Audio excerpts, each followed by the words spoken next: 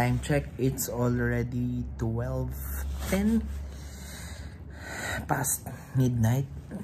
And ayun na nga, na reschedule ang ating flight to Hanoi via Vietnam Airlines from 5:20, naging ano lang siya, 5:50 ng umaga. So at least 30 minutes lang yung adjustment. Also, we have booked our bus line through HK bus line, and nag-email na rin sila na is 30 minutes change sa meet up namin sa Noyabay International Airport. So we will see you later. I will update you kasi nga 'di ba nagkaroon nga ng bagyo, may bagyo, si bagyong Krising yun.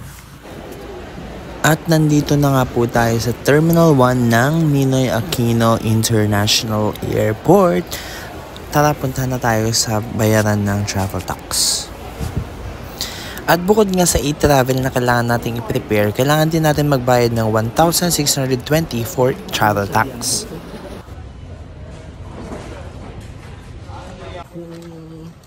Yung web.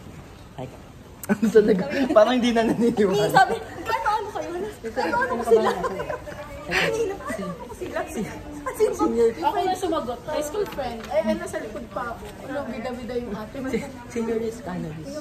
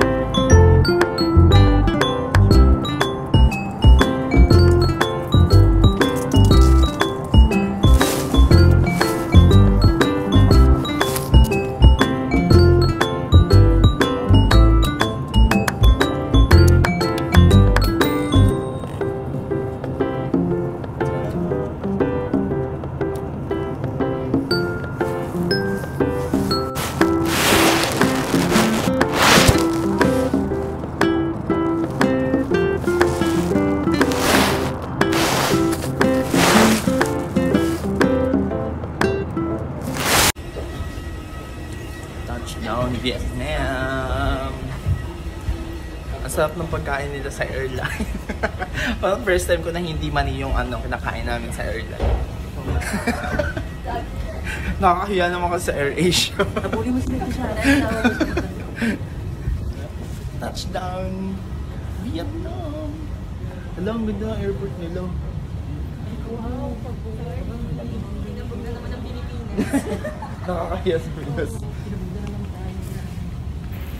Guys, if wala kayong card tapos may cash kayo tapos kailangan nyo ng Vietnamese dong, dito kayo magpapalit kasi sila may pinakamataas na rate exchange dito sa airport. Hi guys! We're now here at Noyabay International Airport and papunta na po kami sa Column 1 dahil doon po kami susunduin or doon yung meet up ng aming bus, HK bus line punta sa Sapa. And we only have 20 minutes. So, see you later. Mainit dito ngayon. Let's see later. Bye-bye!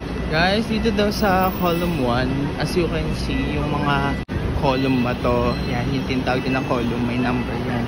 So, sabi sa amin, dun daw, sa column 1. Yun na, may mga naghihintay na doon. Ayan. Yung number 1. So, dyan kami pinaghihintay ng HK bus line ng 10 AM.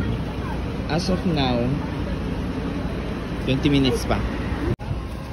Guys, ito na yung aming sundo. HK bus line. The green one. Oh my god! Ayan. We have to take off our shoes. Thank you. Thank you. Good. Cabin. Anong number daw? 811. Ito. A11? Oo. Ito A.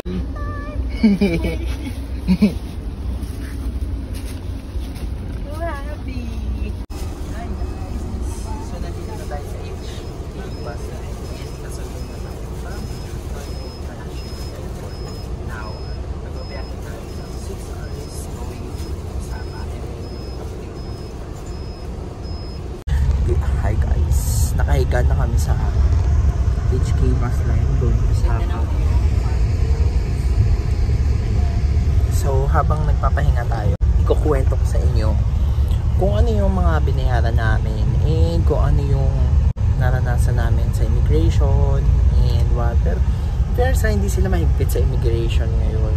Siguro kasi kompleto din kami ng mga documents namin. Sa akin, since student ako at kakagraduate ko lang noong July 16, madaming tanong sa akin like kung sino yung nag-finance ng aking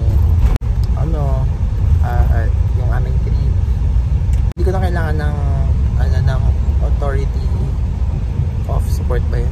Immigration na kami, syempre ibayad kami ng travel tax na 1,620. Nung una pa nga hindi tinanggap yung aming bayad ng travel tax kasi nga nakasulat doon sa ticket namin ng Vietnam Airline na included na yung taxes and surcharges, pero hindi siya naka-indicate if na kasama na doon yung travel tax. So ang ginawa namin, sabi sa amin, pila daw muna kami doon sa check-in baggage ng Vietnam Airline para ma-double check daw namin if bayad na ba yung aming travel tax or not. Check-in ng baggage, yun na nga, kinlear na nila na hindi pa nga daw kasama yung travel tax. Kaya pumilaw ulit kami sa travel tax. Nagbayad kami ng 1,620 per person.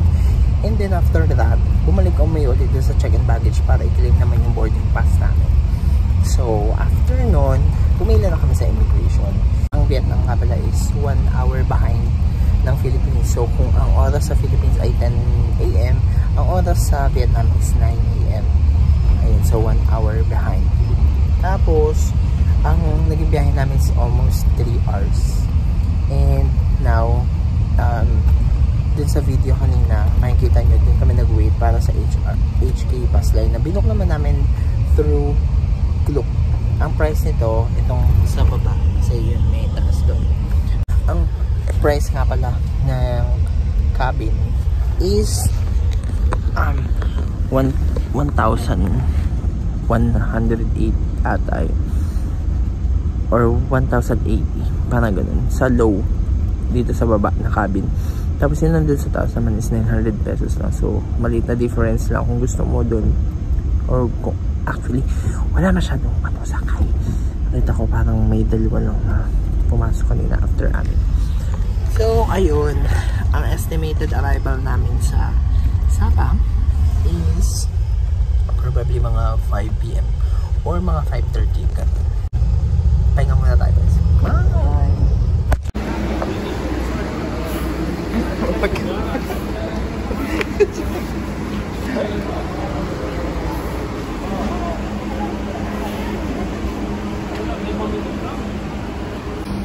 Hindi ko alam po anong nilalagay ko.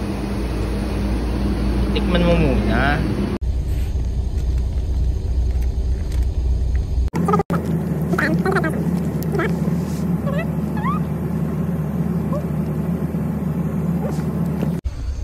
$25,000 only. Kasi milyones pera natin dito eh.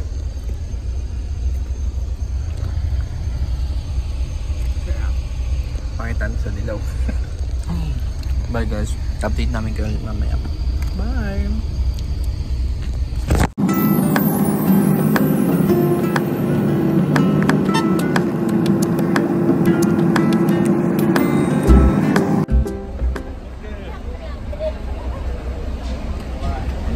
meron silang free shuttle from dito sa drop-off namin papunta sa iyong exact hotel for free.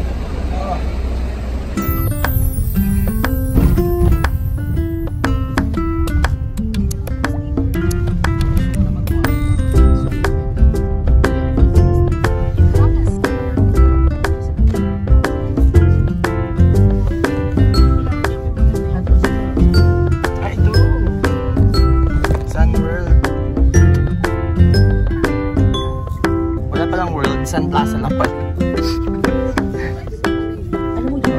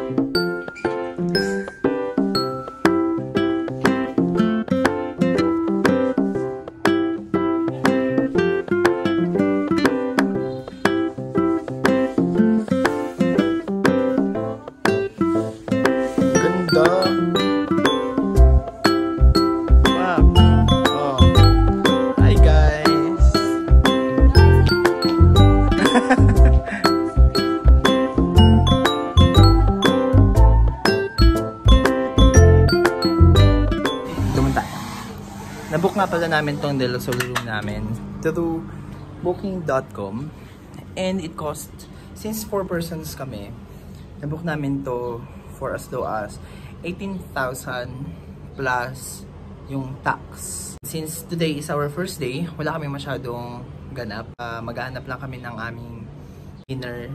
Maglalakad-lakad muna kami. And then tomorrow, we'll start our Sapa adventure. So I will update you about everything na pupuntahan namin, kung magkano yung magagastos namin. So far so good, mura lang yung mga pagkain.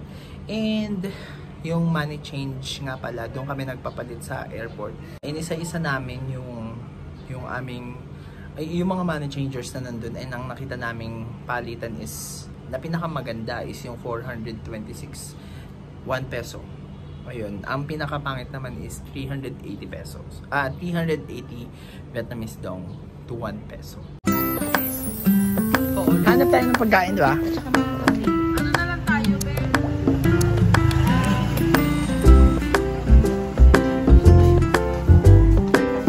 Ito mga foreigner, ang tagal na nila dito, kaya parang normal na sa kanila yung ambon, tapos biglang mawawala yung ambon.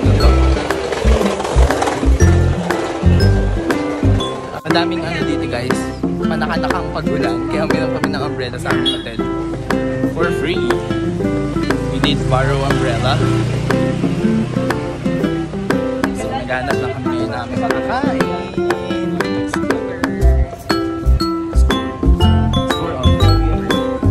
Anything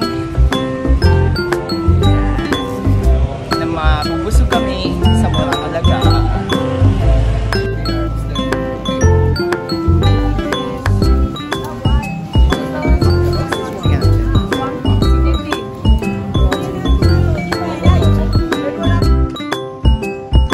Maleta din dun, Dabs. May nagustuhan na ako maleta sa kabila. Yellow and white. Ay, gold and white. Kailangan malaman natin kung magkano.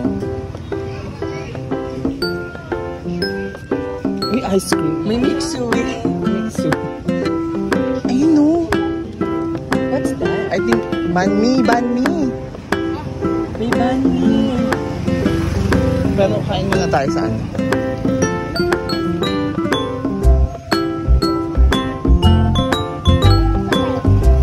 Doon pa. Kainan mo yung ano natin.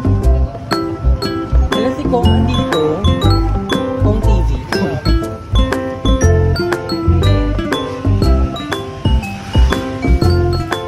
May Wala na ulan ulit. Guys, wala na ulit. Lapit rin. Street pizza.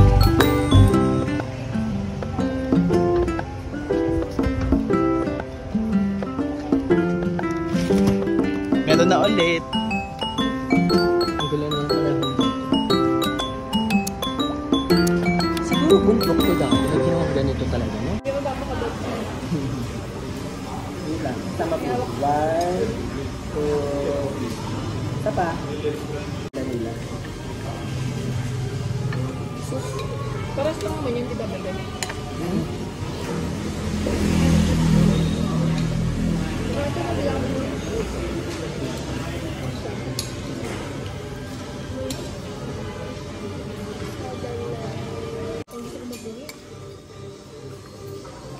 Sa amoy, bili tayo sa amoy. Alam niya, pwede kayo dito.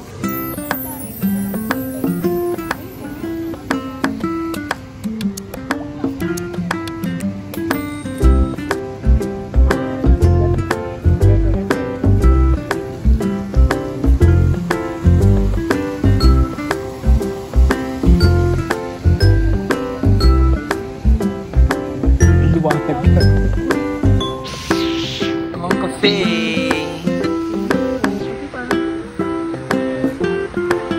Parang they're born to be ano eh. Parang ganun talaga.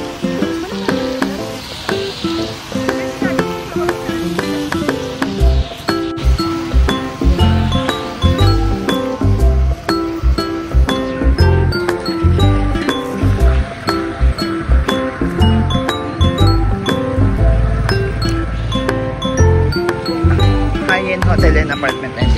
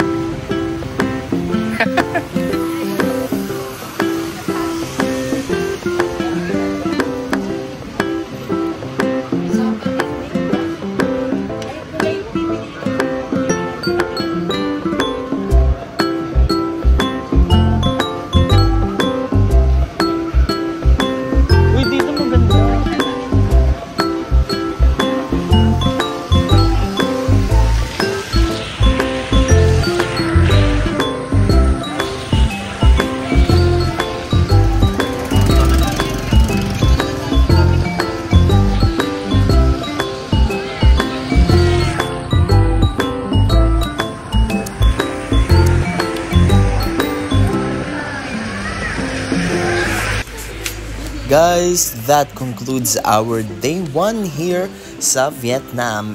Don't forget to like, subscribe, and click the notification button para lagi kayong updated sa aking mga susunod na videos. Bye-bye! Ang dami makikita.